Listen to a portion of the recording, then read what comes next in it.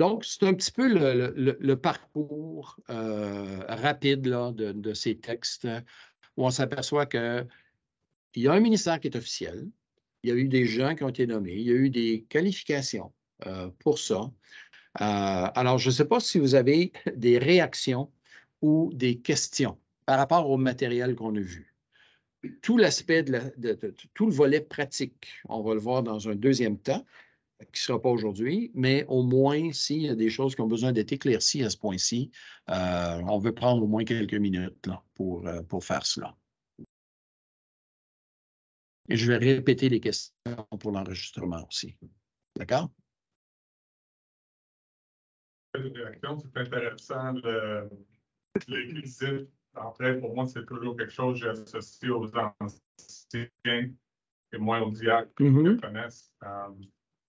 C'est une réaction, je pas une question spécifique, mais pour moi, c'est vraiment une autre idée différente. Que souvent, on pense au diacre comme responsable de ministère, pas souvent relié aux visites ou aux visites pastorales. Même, il y a même le terme qu'on utilise souvent qui fait référence aux une visite de pasteur ou un ancien qui vient encourager. C'est la première fois vraiment que j'entends, même j'ai lu un peu du livre aussi qui parle de ça aussi. Vu qu'il n'y a pas de personne spécifique qui parle de ça, c'est d'où va tout ça dans les textes. C'est ça. Je vais répéter, je vais résumer pour l'enregistrement. Là, c'est ça. Un frère qui exprime sa réaction à l'effet que l'aspect visite, pour lui, est un peu nouveau. Souvent, on associe des visites à des visites pastorales, donc de la part des pasteurs.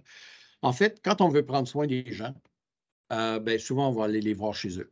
On va connaître un peu. Disons, par exemple, que quelqu'un manifeste un besoin financier. Ça m'est déjà arrivé, quand j'étais ici des pasteurs de l'Église, d'aller visiter quelqu'un, de m'asseoir avec lui pour l'aider à faire un budget. Ça, il y en a d'autres dans l'Église qui peuvent faire ça bien mieux que moi. Ou même si on n'a pas les ressources, de les envoyer à l'association à la CEF d'économie familiale pour faire ce genre de choses-là. On n'a pas besoin de tout répéter non plus. Mais il y avait donc un besoin chez cette personne-là d'apprendre à contrôler ses finances. Et puis, je me suis assis 2, 3 fois avec cette personne-là à travers les années, pour me rendre compte qu'il n'y avait pas eu de changement. La première fois que je l'avais rencontré, il était 10 000 dans le rouge, la deuxième, 20 000, la troisième, 30 000. Et à chaque fois, je m'assoyais avec lui et à partir de ses revenus et de ses dépenses, on faisait un budget dans lequel il était capable non seulement de ne plus s'endetter, mais de rembourser ses dettes. Alors, je me suis rendu compte que son problème n'était pas un problème de méconnaissance, c'était un problème de discipline personnelle, de réaction, d'achat impulsif, etc. Puis, il y avait plus grande maison que la mienne, puis etc., puis un meilleur salaire et tout, et tout, et tout. J'ai dit, toi, tu n'as pas un problème de revenu, tu as un problème de dépense et tu as un problème de discipline. Alors, veux pas, c'était une visite dite pastorale, mais c'était aussi une visite qui était très, pratique, au plan pratique. Mais je pense que quelqu'un d'autre aurait pu faire ce genre de travail-là. Et si on dit, avec l'autorité pastorale, ça aurait changé quelque chose, dans ce cas-là, ça n'a rien changé. Parce qu'il n'a tout simplement pas mis en pratique. Puis bon, il s'est retrouvé dans plusieurs autres problèmes aussi. Alors, la question que tu as posée aussi, c'est où est-ce qu'on trouve dans l'Écriture ce genre de choses par rapport aux visites? Je vais renverser la question. Où est-ce qu'on trouve dans les textes bibliques la question des visites pastorales? De façon générale, on nous dit que les ouvriers, les pasteurs, les bergers prennent soin du troupeau et donc ça implique des visites. Mais au plan pratique, un pasteur peut faire un certain nombre de visites dans sa semaine, dans son mois, dans son année. Imaginez-vous si un pasteur forme des gens à faire des visites qui, eux, sont titularisés pour justement aller visiter des gens. On multiplie, il y a le facteur multiplicateur là, qui entre en compte dans ça. Moi, je le vois dans le cadre de mon travail à Toronto. Je suis professeur dans une salle de classe. Je pourrais être pasteur d'une église. mais en formant 10, 15, 20 personnes qui, elles, vont aller ensuite former. Alors, elles vont atteindre 10, 15, 20 groupes de gens que moi, je ne rejoindrai pas. Donc, il y a ce facteur multiplicateur dans le cadre des visites. Et je ne vois pas le cadre des visites qui soit limité aux pasteurs. Je pense que les pasteurs ne peuvent pas se dégager complètement de ça. Après tout, on prend soin des gens. On prend soin du troupeau, on gère, on aime, on vient aider dans des situations particulières. Alors, oui, ça en fait partie, mais je pense qu'on se priverait de beaucoup de talent et de temps si on limitait ces visites-là à des pasteurs, tu vois, ou à des anciens. Ah ouais. Donc, il y a peut-être des changements qu'on a à faire au plan de nos mentalités. Dans certaines cultures, si ce n'est pas le pasteur qui te visite, tu n'as pas eu de visite. Dans d'autres, ils ne veulent pas avoir le pasteur parce que lui, il trouve le professionnel. Mais si c'est un frère ou une sœur qui te demande dans l'Église, comment ça va dans le Seigneur? Comment ça fait que tu me demandes ça? Tu n'es pas payé pour le faire. Et puis, ça lui touche plus au plan personnel que si c'était un paid lover. Dans certains groupes, on les appelle comme ça, les ouvriers, les pasteurs, les gens qui sont payés pour aimer les gens. Non, on peut multiplier ce travail-là aussi.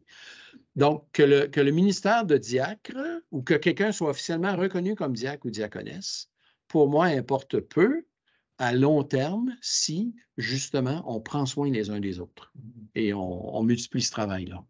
J'espère que je réponds à ta question. Ouais. Très intéressant. Ouais. Je pense que c'est d'élargir un peu la pensée. Oui, d'élargir notre cadre. Oui. Et ça, je pense qu'on a tout à gagner. D'autres réactions? Oui. Intéressant. Dans un Timothée 3.10, je n'ai jamais en fait animé là-dessus. Je ne me suis jamais arrêté à y réfléchir. Là, je relis la version sommaire. Il faut que, en parlant des diacres, qu'ils aussi soient d'abord soumis à examen. Ensuite, si on n'a rien à leur reprocher, ils accompliront leur service. Mm-hmm. En termes d'applicabilité, ça peut être interprété, j'imagine, de deux façons différentes. Soit qu'ils font leur service, ensuite on les examine, puis s'ils sont sans reproche, ils continuent donc leur service, ou ils font un autre type de service et ensuite, s'ils font leur preuve, là, on leur donne peut-être un autre service ou quelque chose d'un peu plus mature. Mais dans les deux cas, il faut quand même qu'il y ait un examen de la part de l'Église. C'est sûr que si on a un responsable de ministère qui fait un peu ce qu'il veut, dans le fond, il n'est pas nécessairement redevable parce qu'il n'y a personne qui l'examine, dans le fond, il n'y a pas de compte à rendre à personne. Fait que l'aspect de redevabilité est quand même important pratiquement pour qu'on puisse justement établir des diacres qui sont trouvés sans reproche. C'est ça. Alors, tu soulignes l'aspect de la redevabilité, qu'on les examine ou qu'on les mette à l'épreuve, puis qu'ensuite ils exercent leur ministère. Alors, dans certaines églises, on va avoir un prédiaconat, par exemple. C'est là avec quelque chose de bien précis. Puis une personne va être sous examen pendant 1 an, 2 ans avant d'être officiellement reconnue comme diacre ou diaconesse dans l'Église. Ici, on ne fonctionne pas comme ça. Du fait qu'on demande à l'Assemblée de se prononcer sur le ministère, sur le service passé de ce frère, cette sœur, c'est déjà une forme d'examen. Ensuite de ça, bien, il y a aussi, quand on a confié des responsabilités à ses frères, ses sœurs, quelqu'un ne passe pas de zéro implication à ministère officiel de diacre ou diaconesse. Il y a comme une période quasi normale de service général dans lequel se fait aussi une espèce de mise à l'épreuve générale. Si quelqu'un, on lui a confié quelque chose et qu'il n'a jamais livré à temps, on ne lui demandera pas d'être chargé de projet pour quelconque projet dans l'Église. Si c'est quelqu'un qui est désordonné, qui est toujours en retard et qu'on lui demande d'être responsable d'ouvrir le bâtiment le dimanche matin, on n'a peut-être pas la bonne personne, vous voyez. Alors, il y a différentes façons là, de venir et d'examiner ou de mettre ces personnes à l'épreuve. Alors, encore là, la nature de l'examen n'est pas donnée. Ça ferait partie vraisemblablement de nos discussions pratico-pratiques dans la deuxième. Je suis en train de pelleter beaucoup de choses à cette rencontre-là. Elle va peut-être durer plusieurs heures ou demander peut-être plus de réflexion. Mais il y a, et je veux plaider ici en faveur de la grande souplesse, la grande flexibilité. Certains aiment mettre des points sur les i, des barres sur les t, que tout soit bien, bien régi. J'ai déjà mangé de cette soupe-là. Je l'ai déjà exigé de la part d'autres personnes. En réalité, tu te retrouves tout seul à faire le travail quand tu es trop exigeant. À moins d'avoir des gens qui soient hautement motivés. Puis dans ce temps-là, peut-être que tu vas avoir des conflits aussi avec une autre personne qui soit aussi structurée et aussi motivée. Je pense qu'on a à gagner d'avoir une grande flexibilité dans notre façon d'aborder ce ministère-là et de le mettre en œuvre aussi. Alors, si ce n'est pas clair, c'est normal. Parce que la Bible, le Nouveau Testament en particulier, n'est pas super clair là-dessus. Ce qu'on cherche, ce sont des gens qui répondent à certaines qualifications, mais la nature même de ce ministère va beaucoup varier en fonction des besoins, en fonction des moments de l'Église aussi, ou des saisons dans la vie d'une Église, ou des capacités d'une Église aussi. Ouais. J'espère que je réponds. Ouais. Je réponds plus large même. Alors, ouais. Si on revient aux visites aussi, on se rend compte qu'il y a des gens qui peuvent être doués pour certains types de visites. Je ne sais pas, couple en crise, par exemple, ou situation de relation d'aide spécifique. Il y a des gens qui peuvent, sans être anciens ou sans même être diacre ou diaconesse, ont l'habilité de faire ça. Et c'est pour ça qu'il faut, comme on parlait de souplesse, on peut se donner de la souplesse. Si on sait que quelqu'un, par exemple, est bon en finance et puis qui peut aider les gens, ça peut être soit un diacre ou même un non-diacre. Et un non-diacre ne fait pas en sorte qu'il n'est pas doué ou qu'il n'est pas qualifié pour le faire.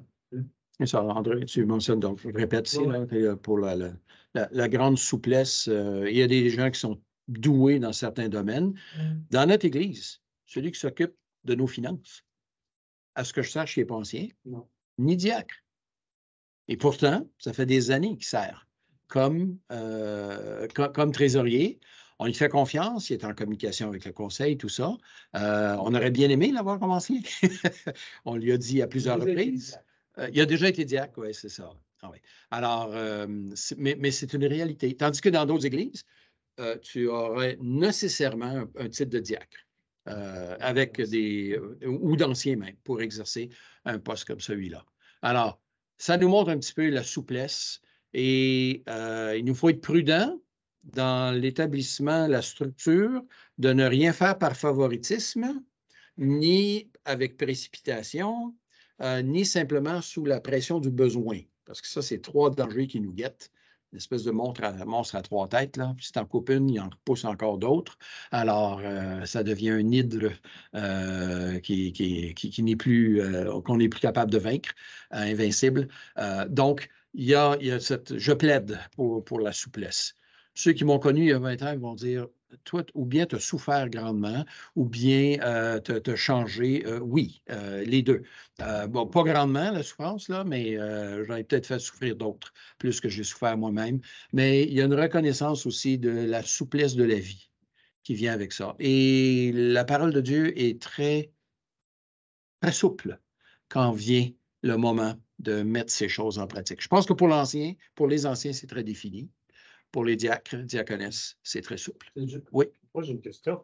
Je ne sais pas si c'est une question piège, mais si on exclut Acte 6 comme étant pas une description des diacres, est-ce qu'on est quand même pas convaincu? Si on exclut Acte 6 comme n'étant pas nécessairement des diacres, est-ce qu'on est quand même capable, avec la parole de Dieu, d'aller chercher l'objectif, la raison d'être des diacres? Oui, bonne question. Alors, la question, c'est si on exclut Acte 6, qu'est-ce qui nous reste? Qu'est-ce qui nous reste pour l'objectif? Pas les exigences. C'est ça, pour l'objectif, oui. Je pense qu'Acte 6 est un bon modèle de serviteurs, des gens qui vont prendre soin d'autres personnes.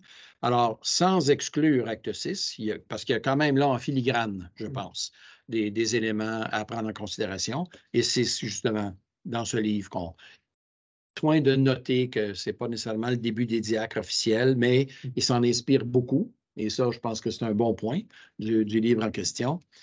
Mais si on n'avait pas ça, je pense que simplement le terme diacre, qui veut dire serviteur, c'est quelqu'un qui est au service.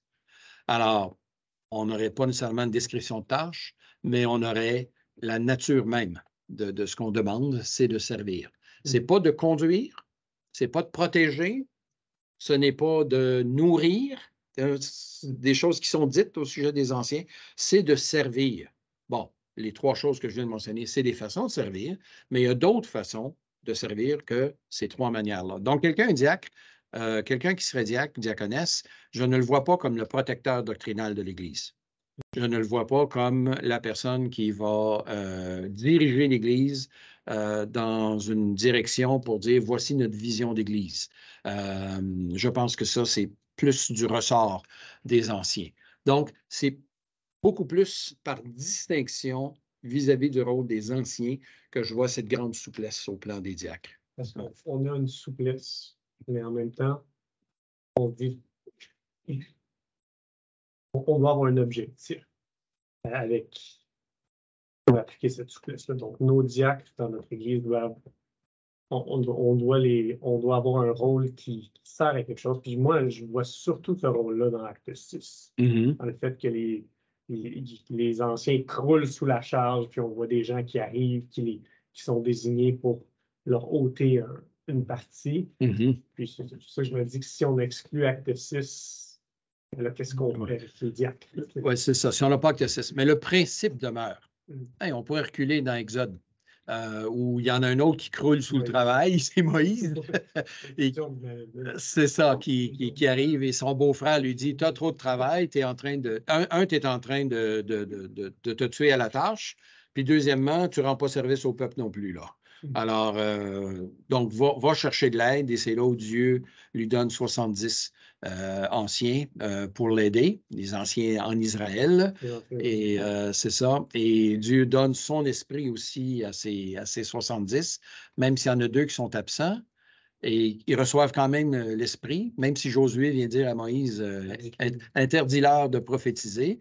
Et la réponse de Moïse, puisse tout le peuple être composé de prophètes. C'est Nombre, je pense, Nombre 21 par là, je pense, le texte. Alors, Moïse, et on ne peut plus réjouir de voir que Dieu a donné cet esprit-là à deux moments, donc, dans Exode et dans Nombre, on voit que le principe d'organisation, de répartition, de titularisation, de multiplication est bien présent. Alors, même si on n'avait pas Acte 6, il y a ces textes-là aussi dans l'Ancien Testament. Alors, c'est un principe général. Ouais, c'est ça. Oui. Je vais ajouter deux petits commentaires. Pierre a mentionné le premier, la différence au niveau des exigences dans le Nouveau Testament par rapport aux anciens et aux diacres. Il y en a deux, c'est d'être capable d'enseigner et qui doit être capable de réfuter les contradicteurs. Alors ça, c'est pas quelque chose qu'on exigerait d'un diacre, même d'une diaconesse. Ça, c'est parce qu'à peu près toutes les autres qualités qui sont mentionnées sont presque identiques. Et l'autre chose, c'est que dans notre Église, dans l'histoire de notre Église, en fait, comment on a, je dirais, choisi ou perçu les gens qui avaient le potentiel de diaconat, c'est qu'on les a vus avec un cœur de serviteur dans l'Église déjà. Donc, c'est comme ça que la mise à l'épreuve s'est faite. Ils avaient un cœur de servir, ils servaient sans avoir un titre, et à un moment donné, on se rend compte qu'ils ont des qualités où on pourrait les nommer officiellement comme diacres. C'est ça. Mais c'est la question de la mise à l'épreuve dans le cadre de l'Église ici, c'est de voir les gens à l'œuvre et à qui on confie à un moment donné. Il y a un cœur de service. C'est ça, des gens qui ont un cœur de service qui est manifesté, là, justement, dans le service qu'ils rendent. Oui. Un commentaire pour dire que c'est peut-être pas un aspect théologique, mais un aspect d'un membre d'une Église. C'est toujours bien quand c'est structuré. Oui. Je pense que personne n'est contre l'autre. Dieu est pour l'autre aussi. Et c'est aussi bien lorsque c'est quelqu'un désigné qui t'aborde. C'est parfois bien quand c'est quelqu'un désigné, dans le sens que pour certains problèmes, si je suis malade, par exemple, je suis plus à l'aise de dire secret médical à un diacre. Ce n'est pas parce qu'il est meilleur que quelqu'un d'autre, mais ça me donne le sentiment que c'est quelqu'un désigné, donc il sait gérer la situation. C'est bon, c'est ça. Alors, je résume là, le point que c'est bien d'avoir de l'ordre dans le cadre d'une Église et souvent les membres de l'Église aussi peuvent être plus à l'aise avec quelqu'un qui est officiellement désigné pour le faire. Je sais que dans le cadre de la visite des malades, Jacques nous mentionne que si quelqu'un est malade, qu'il appelle les anciens, par exemple, les anciens de l'Église, que ceux-ci prient pour lui, l'oignon d'huile au nom du Seigneur. Alors là, c'est plus précis. Mais effectivement, alors, si je plaide pour la souplesse, ce n'est pas pour le chaos, ni pour chacun faisait ce qui lui semble bon. Alors, je ne veux pas réinstaurer la période des juges, mais de savoir que des fois, dans notre désir que tout soit biblique, on trébuche dans les fleurs du tapis. Je veux nous rassurer qu'il y a cette souplesse. Et en même temps, ce n'est pas simplement quiconque désire le faire va prendre le titre de diacre ou de diaconesse. Non, on a vu les exigences, on a vu les rôles un peu plus précis des évêques et des diacres qui sont mentionnés côte à côte là, dans Philippiens. Alors, oui, il y a une structure, oui, il y a un ordre, puis en même temps, dans cet ordre-là, donne beaucoup de détails par rapport aux anciens, très peu par rapport aux diacres.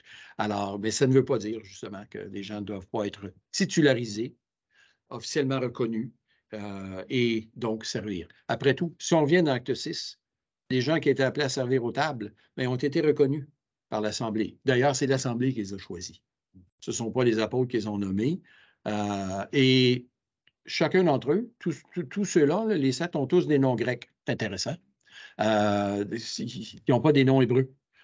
Donc, ce sont des gens qui font partie du groupe qui représentait donc des épreuves, des difficultés, et ils ont choisi en leur sein même des gens. Alors, plutôt que d'être une décision imposée par le dessus, la suggestion des gens qui étaient pour prendre ça en main, ça a été fait par les apôtres, mais mise en œuvre par les gens eux-mêmes dans l'Église. Puis ça, bien, il y a un autre principe de management là, mais il y a aussi le gros bon sens que quand ce sont des gens qui sont concernés par la situation, ils vont arriver avec beaucoup plus de zèle, de créativité et d'intensité aussi pour venir aux besoins. Ah oui, ah oui. Un danger qui nous guette dans l'Église aussi, c'est, on est juste en face d'Ottawa, hein, et on a le phénomène de la Chambre des communes où les gens sont là à titre représentatif de leur comté. Donc, on a quoi, 300 quelques députés qui sont censés représenter leur circonscription. Et il est facile pour nous de prendre le même modèle dans l'Église et de dire on devrait avoir, soit au conseil, soit parmi les diacres, des représentants de nos ethnies, de nos âges, du genre de travail. Ça, c'est un modèle parlementaire, qui n'est pas le modèle biblique. Le modèle biblique, c'est choisissez des gens qui sont qualifiés, qui veulent le faire et qui vont servir avec cœur, puis qui sont des modèles. Alors, ça ne devient plus là, des élections comme telles, au même titre que. Dans d'autres églises, c'est le contraire. Tu as le patronat puis le syndicat. Le patronat, c'est le conseil, puis le syndicat, c'est le restant de l'Assemblée. Ça chauffe dans les réunions d'affaires. Parce que les gens voient ça comme une séance de négociation où tu vas aller et tu demandes toujours plus dans le but d'avoir moins. Ça, c'est le jeu des négociations syndicales. Encore là, ce n'est pas la façon de régler la chose dans l'Église. J'ai même dit aux Suisses, quand j'étais avec eux, à un moment donné, j'ai comparé le leadership dans certaines parties du monde. Là où il y a de la tyrannie, les pasteurs ont tendance à être des tyrans. Là où il y a eu la police secrète, les pasteurs ne font confiance à personne. Et j'ai dit, vous, en Suisse, vous êtes habitués aux votations 2-3 fois par année. Puis je leur ai dit, si je me trompe, là, vous me le dites. Là. Et je risquais, je leur ai dit, écoutez, je marche sur une glace mince quand je vous parle de ça. Mais je leur ai dit, il me semble que vous auriez avantage à avoir des gens qui soient un petit peu plus conducteurs et pas nécessairement toujours tout soumettre à l'Assemblée pour voter toutes les décisions. Et ils m'ont dit, tu ne te trompes pas. Pour certaines associations, en tout cas, ou une association d'église en particulier. Alors, mon frère, tu pourras me corriger au besoin, mais j'avais noté là, que la forme de gouvernement d'église, la forme de leadership et la forme de structure est en partie le reflet des milieux dans lesquels on se trouve. Oui? Oui, une question, c'est par rapport à la formation. Je sais que pour les anciens ou bien pour les pasteurs, par exemple, qui vont aller au séminaire, ils sont formés. Mais est-ce qu'il y a quelque chose aussi pour les diacres? S'il y a des gens qui sont enseignants, qui sont disponibles, qui ont un cœur pour Dieu, est-ce qu'il y a quelque chose pour eux aussi faire? Pour les aider, je répète la question parce que c'est une excellente question. Est-ce que l'aspect formation, c'est normalement une formation pour les anciens pasteurs, pour les diacres, est-ce qu'on a un cadre de formation? Souvent, non. Ou bien la formation, elle n'est pas formelle avec un enseignement précis.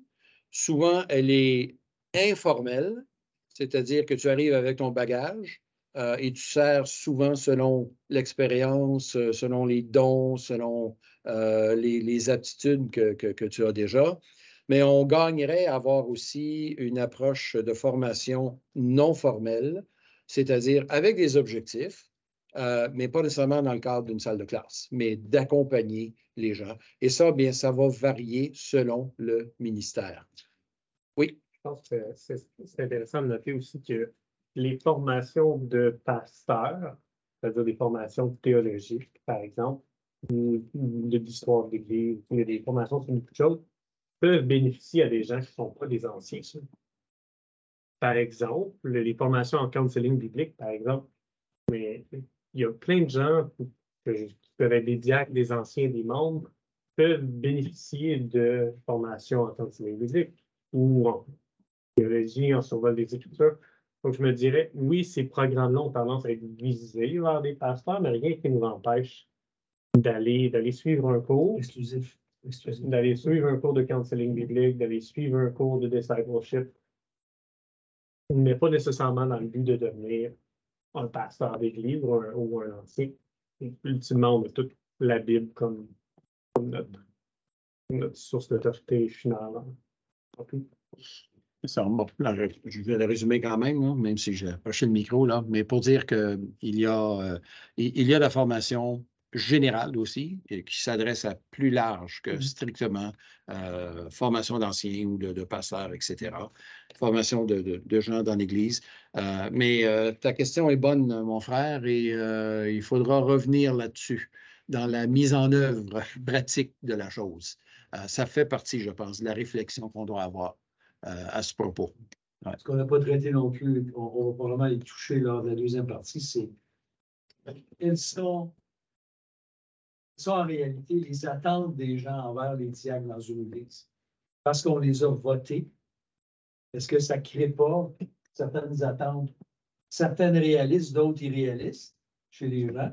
Et ce serait intéressant d'aborder cette question-là parce que c'est réel, c'est là. Il y a des gens qui ont décidé de ne pas renouveler leur mandat parce qu'ils trouvaient qu'ils ne pouvaient pas répondre à certaines attentes qui étaient soit bonnes ou soit non réalistes de la part de l'Assemblée. Alors, je résume ici, là. C'est parce qu'il y avait deux éléments dans ton intervention. J'essaie de me souvenir de la première. Les attentes, la question d'aborder les attentes. Oui, ça. On n'a pas abordé cette question-là aujourd'hui, mais la question des attentes de l'Assemblée vis-à-vis des diacres et des diaconesses. Ouais, c'est ça. Parfois, on peut se trouver comme diacre ou diaconesse obnubilé là, par l'ensemble des besoins, puis de dire je ne suis pas capable. Et parfois, faute de formation ou d'encadrement, je reviens à ton intervention, faute de formation ou d'encadrement, les gens se disent bon, ça donne quoi que je sois diacre ou diaconesse? Et où est-ce que je peut trouver une formation, normalement, on devrait la trouver dans le cadre de l'Église. Donc, il nous faut aller plus loin dans notre réflexion et dans nos changements à apporter aussi. Ça fait partie de notre plan stratégique aussi. Oui. C'est un des objectifs du plan stratégique, de clarifier tout ça, parce que plusieurs d'entre vous l'avez soulevé. Plusieurs d'entre vous, parce que j'estime que les diacres ont été parmi ceux qui ont dit, hey, c'est pas clair. Mais justement, la question des attentes, il y a aussi des attentes envers les responsables de ministère. Puis des fois, c'est implicite, des fois, c'est pas clair. Fait que je pense qu'on va tous gagner à juste clarifier tout ça. Puis le fait qu'on a de la souplesse au niveau des écritures fait que, vraiment, moi, je vais revenir sur, il faut que ça marche. Il faut que ça marche pour notre Église. Il faut que ça nous aide dans notre façon de nous organiser. Donc, en ce moment, on a des diacres. Les diacres répondent à certaines exigences. On a des responsables de ministère qui prennent certaines charges. Il y a un overlap à certains endroits. Mais un chevauchement. Mais ultimement, il faut que ça marche. Il faut qu'on clarifie les attentes parce qu'en ce moment, c'est pas clair depuis longtemps. Puis, ça marche pas. Ça marche pas parce que c'est pas clair. Ça marche pas aussi bien que ça pourrait marcher. Ça marche. Oui, c'est ça. L'Église fonctionne, mais dans le sens que notre application du diaconat, puis des responsables de ministère, là où on est actuellement, on est dans une genre de dichotomie, ou c'est le bon mot, mais une zone twilight. On est dans une genre de zone grise où est-ce que nos responsables de ministère ont en quelque sorte des responsabilités de diacre. On ne choisit pas n'importe qui pour être un responsable de ministère, mais on a aussi des diacres qui sont responsables de ministère, puis d'autres responsables de ministère qui ne sont pas diacres. Il faut clarifier. Et je pense que ça va être bon pour tout le monde pour clarifier les attentes. C'est ça. Alors, la rencontre d'aujourd'hui, c'est un premier pas. Bon, on souhaite qu'il y en ait un deuxième. Et peut-être même plusieurs autres, pas nécessairement sous la forme d'une formation comme ça aujourd'hui, mais du suivi à donner. Et puis, le béton est mouillé, là. Alors, c'est le temps de jouer dedans, justement, pour aller transformer des choses. Oui?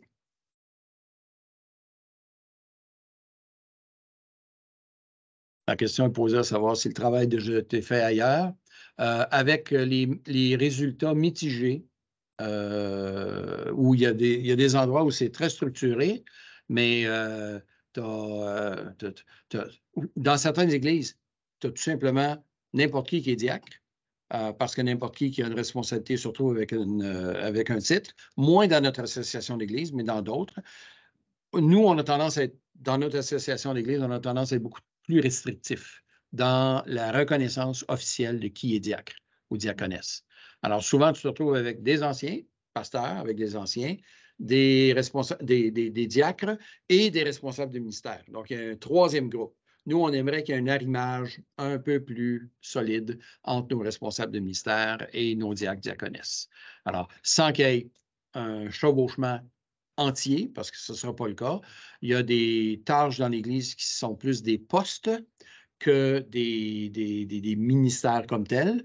Puis il y en a d'autres, mais ce sont des ministères qui touchent une grande partie de l'Assemblée et qu'on ne veut pas non plus laisser à n'importe qui. Je vais prendre un exemple. Par exemple, en ce moment, dans notre Église, les gens qui nous conduisent, qui préparent nos célébrations le dimanche matin, alors tout le contenu des chants, des lectures et tout ça, on n'est pas officiellement structuré, reconnu par l'Assemblée. Ce sont des gens qui sont mûrs, qui sont fiables. On avait Francis et Esther qui passent le bâton en ce moment, mais il n'y a pas de reconnaissance officielle encore de David Moras dans ce travail-là, par exemple. Alors, il va falloir voir comment on organise tout ça aussi. Pour répondre à Louise aussi, c'est que je pense que certaines églises, je ne pense pas que notre association a un document, à moins, là, donc, je ne suis pas ignorant, la Pierre, peut-être que tu sais, toi, mais. On se renseignera demain. Par exemple, comment établir une équipe de diacres ou de diaconesses dans une église. Mais je sais que certaines églises où l'organisation est une force, ont probablement quelque chose. Oui, c'est ça. Oui. Et probablement que le but derrière ta question, s'il y a d'autres églises qui ont déjà fait ça, c'est de ne pas réinventer la roue pour rien. Excellente suggestion.